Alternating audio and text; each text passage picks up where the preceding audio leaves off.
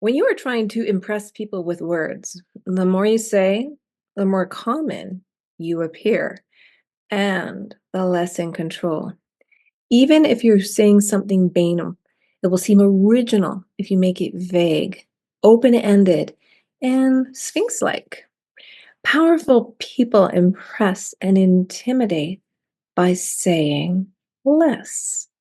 The more you say, the more likely you are to say something foolish. Welcome back to Flourish. I'm Diane Planadin, and you are in the right place if you're ready to create an inspired life.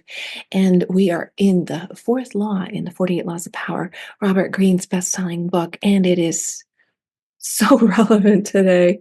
We have to inform ourselves, people, and it's a big read, and that's why I'm giving you the smaller Reader's Digest version of the book, highlighting the 48 different laws.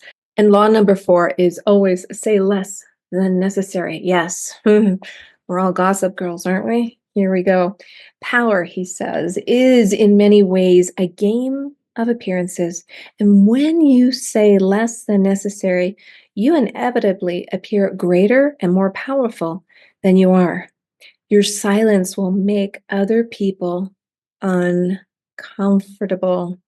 Humans are machines of interpretation and explanation. They have to know what you are thinking.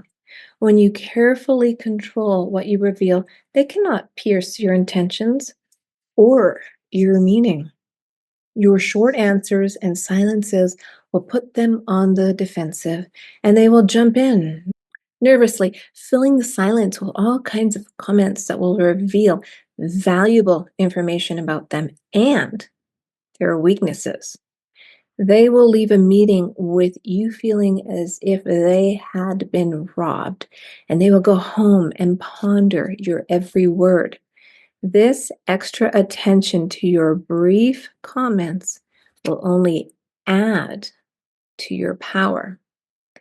Saying less than necessary is not for kings and statesmen only. In most areas of life, the less you say, the more profound and mysterious you appear. As a young man, the artist Andy Warhol had the revelation that it was generally impossible to get people to do what you wanted them to do by talking to them. They would turn against you, subvert your wishes, disobey you out of sheer perversity.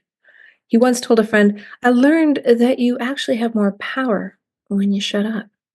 Mm. I think nowadays that's kind of touted as listening skills. Learn the lesson. Once the words are out, you cannot take them back. Keep them under control. Be particularly careful with sarcasm. The momentary satisfaction you gain with your biting words will be outweighed by the price you pay. And in this day of social media and YouTube and, yes, the news media outlets, you can't pretend you didn't say something. You can't go back and say, "I never said that." Because guess what? There's proof, and there's a lot of proof, and it's not just on one channel, and it's not in your control. And he gives a really good insight here on authority. Never start moving your own lips and teeth before the subordinates do.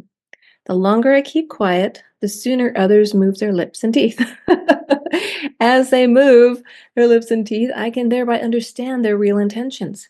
If the sovereign is not mysterious, the ministers will find an opportunity to take and take. And that's from a Chinese philosopher in the 3rd century BC, Han Fei Su.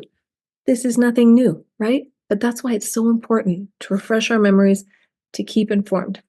He does give a reversal to this law. He says there are times when it is unwise to be silent. Silence can arouse suspicion and even insecurity, especially in your superiors. A vague or ambiguous comment can open you up to interpretations you would not bargain for.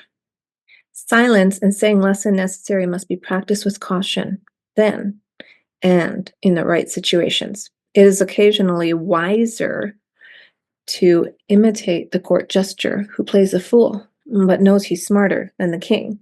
He talks and talks and entertains, and no one suspects that he is more than just a fool.